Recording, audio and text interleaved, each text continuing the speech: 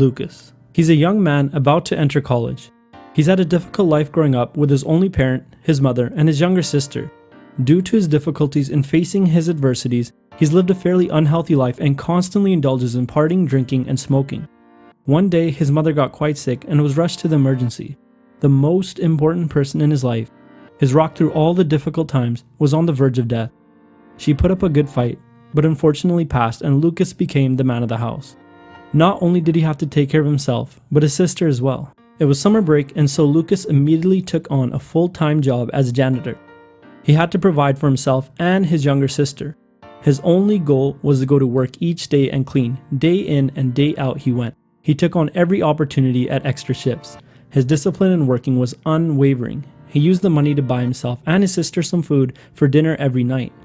He didn't want to tell his friends he was working as a janitor, so when they asked if he wanted to go out in the evenings and party, he decided that he would tell them that he had to tutor his little sister and cook her dinner.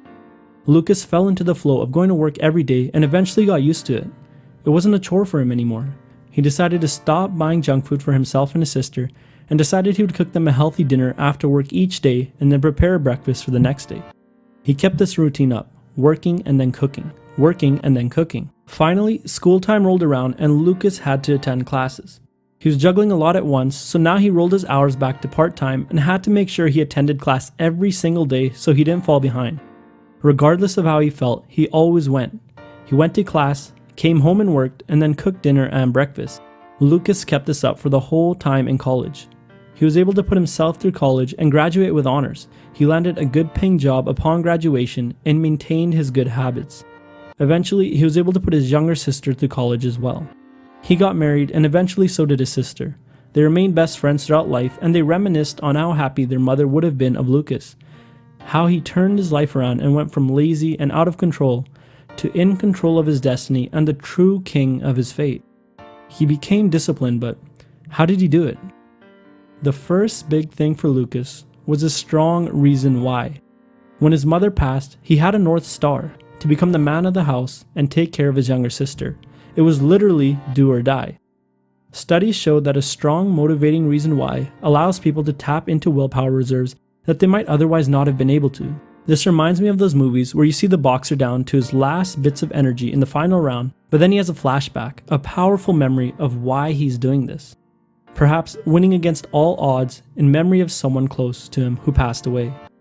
Studies also show that a strong motivating reason why may only act as a buffer or a temporary solution to increase willpower, and that willpower still does have a finite limit. In our example, Lucas had a strong motivating reason for why he was trying to become more responsible, but that doesn't mean that reason can motivate him to do an infinite amount of things for an infinite amount of time.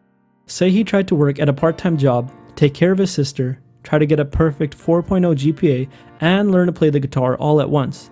It would be difficult, if not impossible, regardless of how strong his motivating reason why was. But in our case, Lucas started by focusing on one task only, which was work. He went to work every day. Once that became a habit, he directed his willpower and self-discipline onto another singular activity, which was cooking, followed by school, and that's the key. To be wise with how we spend our self-discipline and to use it on singular activities and turn them into habits before moving on to another activity. The first habit could have been as simple as drinking water every day or making his bed every morning. When an activity becomes a habit, it drains a lot less willpower. Lucas also faced a dilemma that many people trying to be disciplined encounter: peer pressure. His friends represented a temptation into his old life, an easier life requiring a lot less responsibility. There were two reasons Lucas was able to overcome this dilemma. He had a strong reason why, and he planned for temptation. In fact, he used a very specific technique known as the if-then technique. He had planned that if his friends asked him to go out and party, then he would tell them that he had to tutor his sister and cook dinner. This was a pre-planned decision of self-control and avoided him having to exercise willpower to resist the temptation.